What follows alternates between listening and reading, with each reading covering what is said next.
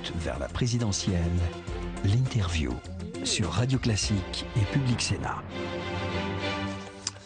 Bonjour Mickaël, bonjour Michel Alliot-Marie, bienvenue sur l'antenne de Radio Classique et Public Sénat. On est ravis de vous recevoir ce matin. Vous connaissez les sondages, notamment le BVA qui pronostique une victoire de François Hollande au deuxième tour. C'est le deuxième, 64-36. Alors, est-ce que c'est la logique de la Ve République et des candidatures présidentielles qui sont en difficulté des mois avant, ou est-ce que c'est une bérésina qui s'annonce ? Les sondeurs disent eux-mêmes qu'un sondage, c'est l'image à un moment donné de l'opinion publique, qui dépend d'ailleurs des questions, etc. Et que ça ne veut rien dire pour la suite. D'ailleurs, c'est vrai, l'histoire nous l'a bien montré, dans toute l'histoire de la Ve République, tous ceux qui ont été en tête au mois d'octobre ou de novembre, n'ont jamais gagné. Voilà. Donc, si vous voulez, ça c'est une réalité. C'est quand même pas une très bonne nouvelle. Non, mais en réalité, qu'est-ce que ça veut dire ? Ça veut dire qu'aujourd'hui, les Français sont mécontents. Comment pourraient-ils ne pas l'être ? Nous sommes dans une crise qui est difficile, qui les inquiète beaucoup, qui demande un certain nombre d'efforts. Et je vous ferai remarquer que dans tous les pays, les dirigeants se trouvent aujourd'hui dans cette situation. Même Angela Merkel, alors même que l'Allemagne a sans doute moins de difficultés que la France aujourd'hui, elle perd toutes les élections intermédiaires. Ne parlons pas de M. Zapatero, mais même Barack Obama. Donc, alors, revenons effectivement, si vous voulez. La crise, d'accord, mais est-ce qu'il la gère bien ? Est-ce que le fait qu'il ne parle pas depuis maintenant des semaines est compréhensible pour les Français, et est-ce que de toute façon on n'est pas pris dans une espèce de logique qui serait la logique du désamour ?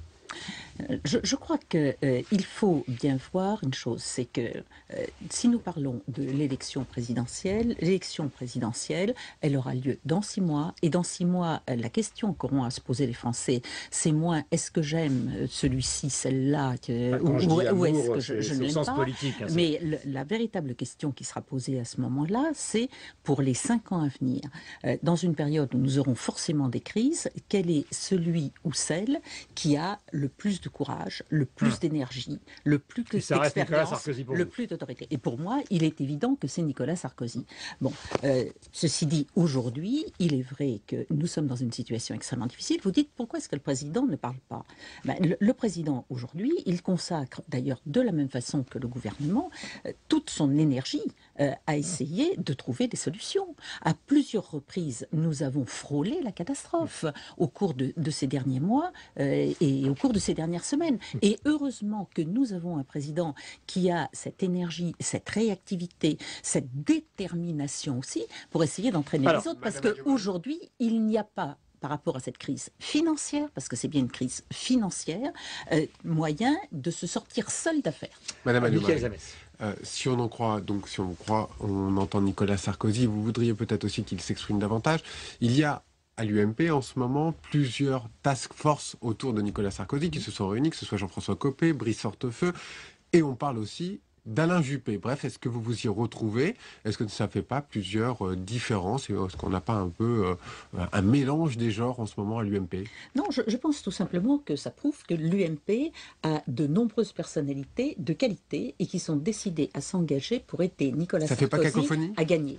Non, ça ne fait pas cacophonie dans la mesure où tout le monde a le même but, et ensuite ce qu'il faut, c'est qu'il y ait une harmonisation. Il ne faut pas que tout le monde parle en même temps. En revanche, que chacun réfléchisse avec son entourage pour savoir qu'est-ce que l'on doit dire, quelle analyse on doit faire, ça me paraît quelque chose de tout à fait normal. Alain Juppé, le nouvel homme fort de la majorité, cela vous plaît ?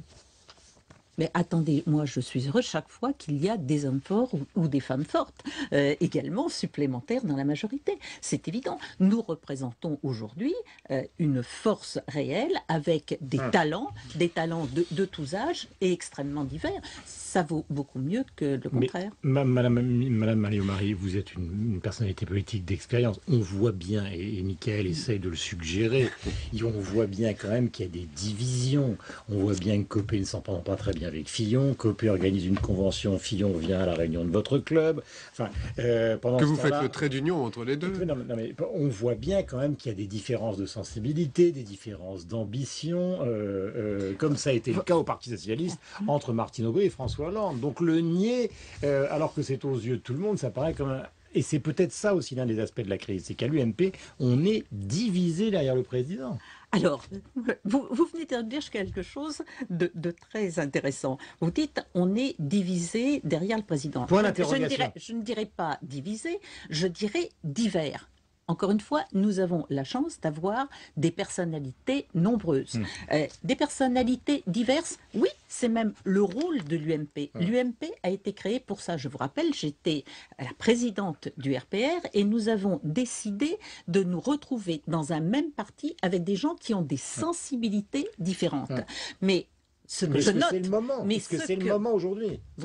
Si vous voulez bien 30 secondes, ce que je note simplement, comme vous l'avez dit, c'est que tout le monde est derrière le président. Chacun de ceux que vous avez cités, de toute façon, a une détermination, c'est de faire gagner Nicolas Sarkozy, non pas pour faire gagner Nicolas Sarkozy, mais parce que, à nos yeux, il est celui qui est le mieux à même de défendre les intérêts de la France et de protéger les Français dans la crise que nous connaissons aujourd'hui. Diverses, vous l'avez dit, diverses sensibilités. On entend beaucoup en ce moment la droite populaire, notamment au sujet du vote des étrangers. Vous, la gaulliste sociale, ça vous plaît vraiment ça? Moi, je crois qu'on entend la droite populaire parce que les médias ouvrent largement leur micro à la droite populaire. Moi, ce que je dis simplement, c'est que d'autres s'expriment aussi. D'ailleurs, vous citiez effectivement la convention que j'ai faite. Enfin, c'était pas une convention, d'ailleurs, c'était les débats nationaux que j'ai faits sur les classes moyennes. Les classes moyennes, c'est quand même un des problèmes aujourd'hui majeurs, car ce sont les classes moyennes qui font notre pays, qui font sa richesse, et qui en même temps ont besoin qu'on s'adresse à elles et qu'on les reconnaissent. Donc, si vous voulez, moi j'aimerais bien effectivement que l'on ait fait autant écho à ces débats dont tout le monde a dit qu'ils étaient extrêmement riches, extrêmement intéressants, qu'on leur donne le même temps, si vous voulez, le même intérêt que ce que peut dire la droite populaire. Pas de critique sur la droite populaire alors.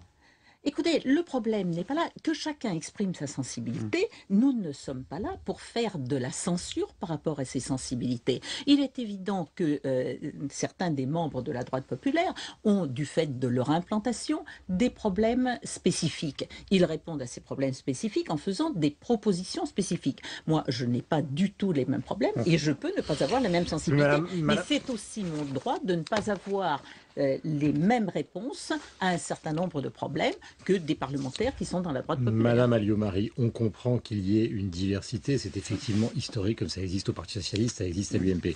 Le problème, c'est que c'est la guerre économique. Le problème, c'est qu'on est dans une semaine où effectivement tout peut exploser en Europe, à la fois l'euro, la crise de la Grèce, etc. Et qu'à ce moment-là, on aurait, enfin je pense, si je me mets à la place de votre électorat, il aurait peut-être le sentiment qu'une certaine forme d'unité serait nécessaire. Oh, il ne la ressent pas. Regardez les histoires des primaires. Bertrand et Copé ne sont pas d'accord. Fillon et Copé ne sont pas d'accord. Mais publiquement. Vous voulez attendez. Et je cherche pas. C'est juste une constatation. Parce qu'à un moment, on essaie d'expliquer pourquoi les sondages sont très défavorables à la majorité. Il doit bien y avoir une raison.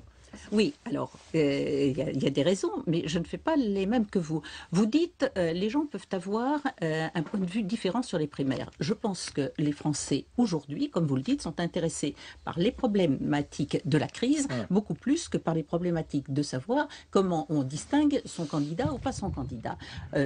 Donc, c'était inutile de marquer les différences. Ça, pour nous... Mais attendez, pourquoi est-ce que les journalistes, permettez moi, vous posent uniquement cette question? D'ailleurs, ne me la posez pas, je ne vous répondrai pas, parce que j'ai envie de vous parler d'autre chose. Soyons clairs. Alors moi, j'ai envie de vous parler effectivement de la crise. Contrairement à ce que vous venez de dire, Guillaume Durand, la crise n'est pas une crise économique aujourd'hui. C'est une crise financière. Ça ne veut pas dire d'ailleurs que ce soit moins grave. Il y aurait crise économique s'il n'y avait pas de croissance. Or, aujourd'hui, comme d'ailleurs pour l'année prochaine, même s'il y a des croissances faibles, il y a croissance. Nos entreprises travaillent, elles travaillent même bien. En revanche, c'est vrai que vous avez une crise de l'endettement qui se traduit aussi sur le plan monétaire et sur le plan financier. Et c'est à ça qu'il faut apporter des réponses. C'est très important parce que d'une crise financière peut naître effectivement une crise économique, puis d'une crise économique pourrait naître une crise sociale. Il suffit de voir ce qui se passe, notamment en Grèce. baisse. Et c'est à ça que le président de la République, le gouvernement et l'ensemble de la majorité consacrent réellement son énergie plutôt qu'à des problèmes qui aujourd'hui sont secondaires. L'Assemblée nationale examine le budget en ce moment. L'agence de notation Moody's examine aussi le cas de la France. Évidemment, ça pèse sur cette question du budget. Est-ce que finalement, ça ne serait pas quelque chose de bien pour la France ou quelque chose de bien pour le gouvernement, à savoir que vous pourriez peut-être appliquer une vraie politique de rigueur? Je pense que le problème n'est pas là. Enfin, c'est trop simple de dire ce genre de choses. Il faut avoir une politique sérieuse. Qu'est-ce que c'est qu'une politique de rigueur? Une politique de rigueur, c'est ce qui se passe en Grèce. Ça veut dire baisser les salaires. Cela veut dire baisser les retraites. Ça ne peut pas arriver en France. Et cela peut avoir effectivement des conséquences très négatives ensuite sur l'économie. C'est toute la difficulté de la Grèce. Aujourd'hui, nous n'en sommes pas là. La France est l'un des très rares pays européens, et même au-delà de l'Europe, et notamment avec l'Allemagne, d'avoir encore la notation qui en réalité, la notation, c'est simplement ce qui lui permet d'avoir les intérêts les plus bas pour l'argent qu'elle emprunte. Alors, quel est le problème aujourd'hui? C'est effectivement de dire aux banques, oui, nous menons une politique qui nous permettra de rembourser les emprunts que vous nous faites aujourd'hui. Aujourd'hui, il y a une vraie confiance. Et pourquoi est-ce qu'il y a une confiance? C'est essentiellement parce que depuis 2007 en particulier, nous avons décidé de prendre en main la limitation des déficits qui se sont accumulés au cours des années précédentes. C'est pas une politique de rigueur? Non, c'est une politique de sérieux. C'est une politique de sérieux budgétaire. Quand on dit eh bien, notre pays dépense beaucoup plus qu'il ne gagne. Il y a deux façons de faire.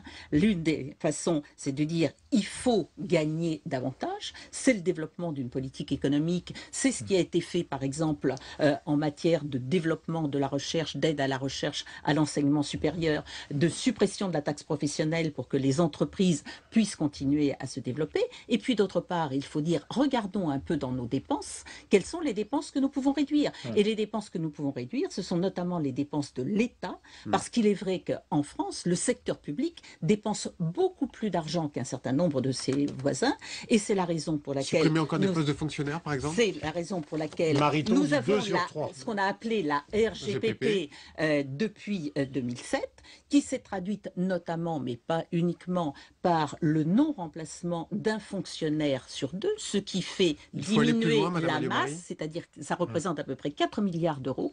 C'est quelque chose de très important. Deuxièmement, c'est de dire, eh bien, en ce qui concerne la durée du travail et le paiement des retraites, il faut peut-être faire en sorte, effectivement, de tenir compte notamment de l'allongement de la vie. Et donc, on va allonger la durée du travail pour être sûr que l'on pourra payer les retraites. Ça, ce sont effectivement des mesures qui sont des mesures de sérieux budgétaire. Je pourrais en citer bien d'autres, mais nous n'avons pas beaucoup de temps. Et ça nous permet justement de mieux résister à la crise que tous les autres pays. Et c'est ce qui vous explique qu'aujourd'hui, nous avons la notation qui nous permet les taux d'intérêt les plus bas, ce qui veut dire qu'il faut que cela, il faut effectivement tout faire pour cela, et il faut donner effectivement, comme nous l'avons fait jusque-là, l'assurance qu'on continuera à gérer sérieusement. Et c'est vrai que quand les socialistes annoncent des mesures qui vont coûter très très cher et qui viennent exactement à l'inverse des efforts qui ont été faits depuis 2007, eh bien on dit attention, on va vous surveiller. Si c'était vers cette voie-là que vous alliez, alors effectivement votre note serait dégradée, c'est-à-dire que pour ce que vous avez à emprunter, comme on vous ferait moins confiance, eh bien on augmenterait les taux d'intérêt. Michel Alliot-Marie était en direct ce matin sur Public Sénat et sur l'antenne de Radio Classique. Merci Mickaël, on se retrouve demain. Merci, bonne journée à vous. Bonne journée.